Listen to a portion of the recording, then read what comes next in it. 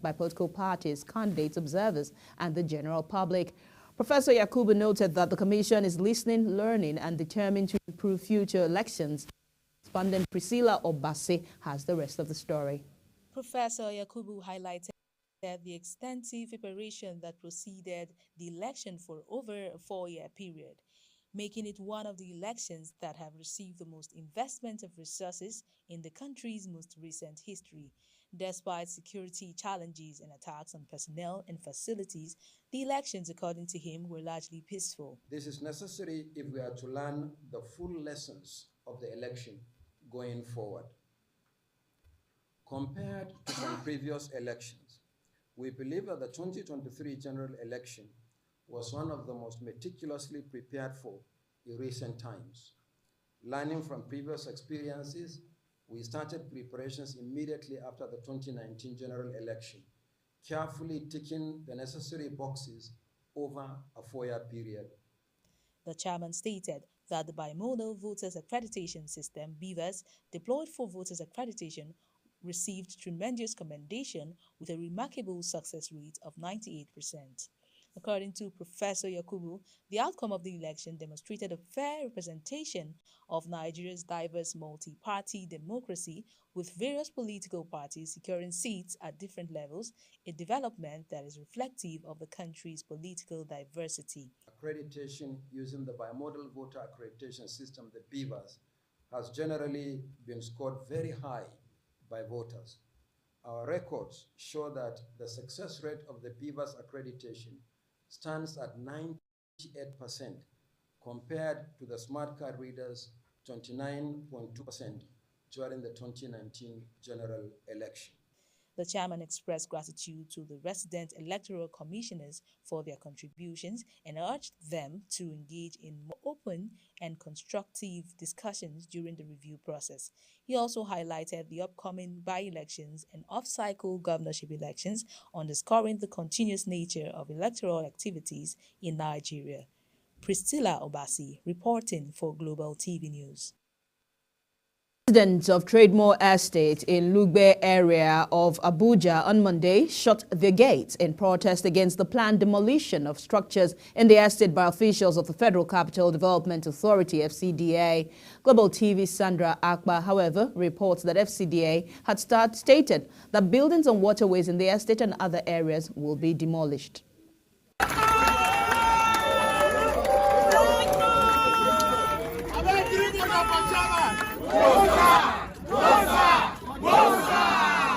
Over 150 houses in Trademore Estate in Lugbe area of the Federal Capital Territory is about to be demolished due to flooding.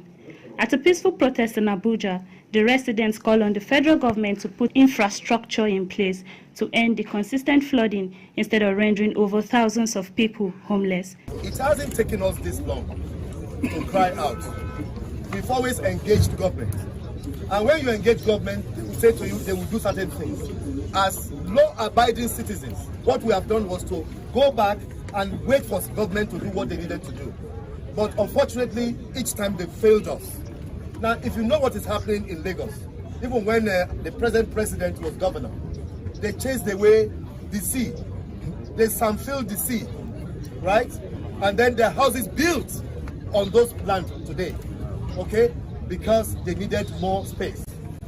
In Abuja, what government is saying they want to do right now is to demolish homes and send people on the street. There are about 20,000 people living here. Residents are pleading with the government to provide an expansion and proper drainage canal so as to have free flow of water during the rain season. But since they did this road, the flooding started. And if you take note, if you look at the height where the water level is, if you look at the height, you can see the sign on the house. You can see that it's the same height with the road. The problem is the road. As much as the road was good intervention, because it was terrible for the people, since they made this road, constructed this road, the flooding started. We only noticed in recent times that the water flow started to overflow its boundary. Upon further personal inquiry within ourselves, we discovered that a lot of people have, they have tampered with the flow of the water, which is before and after Trademore Estate. The water issue is not limited to Trademore Estate. It's a global problem, and it has to be solved as such. Majority of us have stayed here for 10 years plus. There have never been any flooding issues. These issues of flooding started let me just say 3, 4, 5 years ago, where there are some developers behind Trademore and beside Trademore have started what they know how to do with impunity by closing the channels through which the water can pass through and go to the normal channel. And then they block them, build houses, and the only way through which the water can flow is Trademore, because Trademore is at a slope. Buildings in the Trademore Estate had been marked for demolition. Years after years, warnings have been sent, but the residents in the estate keep risking their lives and those of others. Sandra Akpa reporting for Global TV News. Meanwhile, 9 out of 20 persons who were found trapped in the rubble of a 4-story building hotel that collapsed on Monday in Dape Life Camp in Abuja have been rescued. The building, which was under construction as at the time of the collapse, is said to be owned by a top hotelier in the territory. According to eyewitnesses at the site, the hotel, which has an underground facility, had no fewer than 20 persons trapped, while emergency responders and security personnel were on ground for rescue operations. Officials of the FCT Emergency Management Agency, FEMA, said 9 persons had been rescued as of 9 p.m. on Monday, while rescue operations continue. The National Youth Service Corps NYSC says those who forge its discharge or exemption certificate risk jail or fine or both as penalties. The Director of Legal Services of the Corps, Mr. Ahmed Ibrahim, said this on Monday in Abuja during the 2023 Legal Officers Capacity Building Training. According to Ibrahim, the NYSC Act contains all the infractions that people should know about. He said the punishment in the first place is that those who commit such infractions will be arrested, while the police will charge them to court.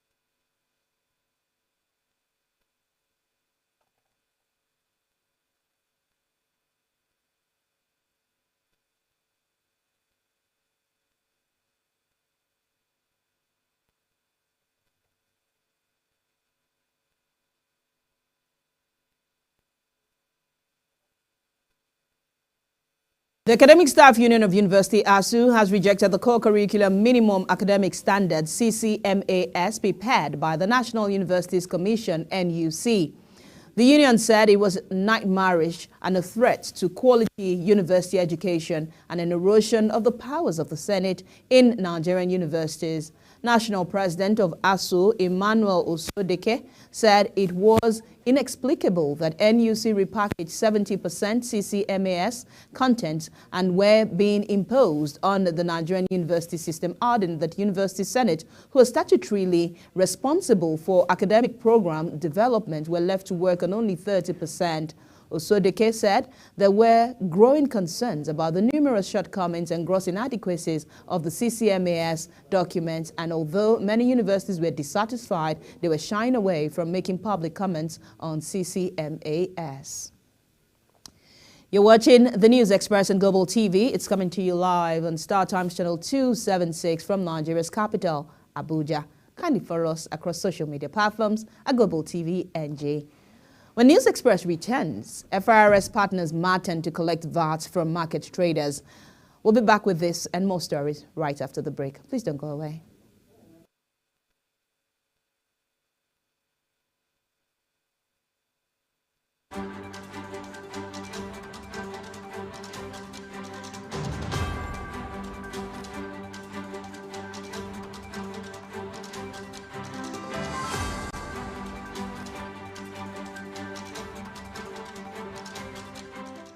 Nigeria is a 21st century institution with a secure and serene environment for learning. The institution has designed a superb curriculum for educating tomorrow's leaders with a unique system that has brought modernity and innovation into tertiary education.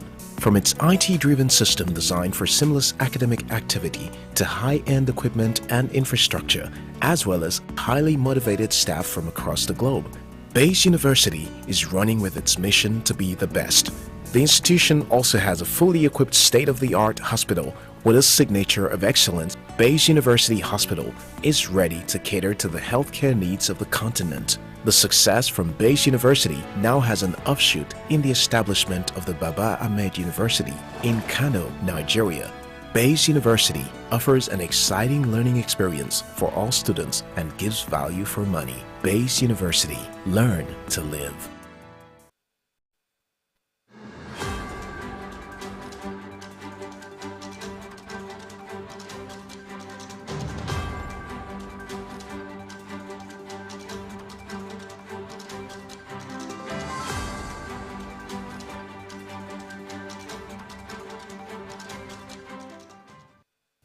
Thank you for staying with us. The Nigerian government, through the Federal Inland Revenue Service, FIRS, has announced the VAT Direct Initiative, a scheme aimed at enabling the government to collect value-added tax VAT from the informal sector while reducing multiple taxations in the informal economy. Discussing this in a statement on Monday, the FIRS stated that it will partner with the Market Traders Association of Nigeria, MATAN, to collect and remit VAT from its members, particularly those in the informal sector, using a unified system technology. According to the FIRS, the scheme will help tackle multiple taxations in the marketplace through partnerships with security agencies to curb the activities of touts and self-imposed tax collectors. The move is coming at a time Nigerians are groaning under the burden of fuel subsidy removal and foreign exchange reforms. President Bola Ahmed Tinubu has met with Shell Global Upstream Director Zoe Ujinovic at the presidential villa. Also at the meeting was the Group Chief Executive Officer of the Nigerian National Petroleum Company Limited, Mele Kyari. The meeting is President Tinubu's first engagement after Salah activities and his foreign trips to France on the 20th of June and London on the 25th of June. Ujinovic, who assumed office as Upstream Director on the 1st of July, has been a member of the Shell Executive Committee since 2021. The meeting it was gathered was part of the ongoing consultations with leaders from the oil and gas sector since his administration came aboard. It forms part of the ongoing consultations with the leaders from oil and gas sector since his administration discontinued petroleum subsidy on the 29th of May. The president had previously met with ExxonMobil executives Lam Malon, Richard Lang, and Adesua Dozie at the State House. A civil society organization, Coalition of West African Investigative Journalists, has called on President Bola Tinubu to initiate an investigation into the spending of over $550 million repayable grant by the Nigerian Electrification Project, NEP, which is a unit in the Rural Electrification Agency, REA, according to Coalition of West African Investigative Journalists, at a press conference in Lagos, obtained the loan from the World Bank and African Development Bank under the incumbent managing director of REA. Speaking at the event, Watchdog Journalist Group's General Secretary, Comrade Boyega Adeoye, said since December 20, grants from World Bank and African Development Bank to improve access to electricity in underprivileged communities across Nigeria, which is its core mandate, has totaled over $550 million, approximately 400 Adeoye claimed has been misappropriated, adding that several contracts awarded in respect of the loan are also in violation of public procurement law. The Socio-Economic Rights and Accountability Project, SERAP, has urged President Bola Ahmed Tinubu to urgently publish the details of spending of about 400 billion naira so far saved as a result of the removal of fuel subsidy on premium motor spirit, popularly known as petrol. He was urged by SERAP to provide details of the plans on how subsequent savings from the removal of petroleum subsidy will be used, including specific projects on which the funds will be spent and the mechanisms that have been put in place to ensure that any such savings are not embezzled, misappropriated, or diverted into private pockets. According to reports, the federal government had saved 400 billion in the 4 weeks following the implementation of the policy on the removal of petrol subsidy payments. SERAP Deputy Director Kolawole Oludare, in a statement, said the government has a legal responsibility to ensure that the savings from the removal of subsidy on petrol is spent solely for the benefit of the 137 million poor Nigerians who are bearing the brunt of the removal, and Nigerians have the right to know how the savings are spent. Onto the foreign scene now. Pakistan currently is facing an economic crisis and will become the 4th largest borrower from the International Monetary Fund, IMF, receiving a $3 billion loan over the next 9 months. This will move Pakistan up from 5th place. The country's economy has been struggling for years, resulting in high inflation and difficulties for the population. The loan will help address the balance of payments crisis caused by the war in Ukraine and domestic challenges. Debt-trapped Pakistan will become the 4th largest IMF borrower in the world after receiving a fresh loan of $3 billion in the next 9 months under the standby arrangement reached with the global lender. Pakistan, which is facing its worst economic crisis since the independence from Britain in 1947, was on the 31st of March 2023 ranked 5th in the list of countries with the highest borrowing from the multilateral institution. However, Pakistan will move to the 4th place in this list when it receives another $3 billion in the next 9 months under the standby arrangement made with a Washington-based global lender on Thursday. World record holder Toby Amuson has stamped her first Diamond League win this season in Stockholm on Sunday in what was her 2nd Diamond League race of the season. She clocked 12.52 seconds to win the race on the slippery track before her first win of the season on Sunday. The hurdler has improved steadily in the current athletic season, lowering her time significantly in the space of 3 weeks. The Nigerian ran a season's best of 12.47 seconds and placed 3rd behind Olympic champion Jasmine Camacho Quinn and America's Tia Jones at the Ostraval Golden Spike meet last week. The world champion is confident of improving her form ahead of this year's national trials in Benin City to select Nigeria's representatives to the World Championships in Budapest, Hungary in August. Fidelis Nyegwinwena has the rest of the sports stories. With the introduction of FIBA Olympic pre-qualifying tournament this year, 40 nations, including Nigeria, that missed out on the 2023 FIBA Basketball World Cup, now have a chance to still compete at the Paris Olympic Games in 2024.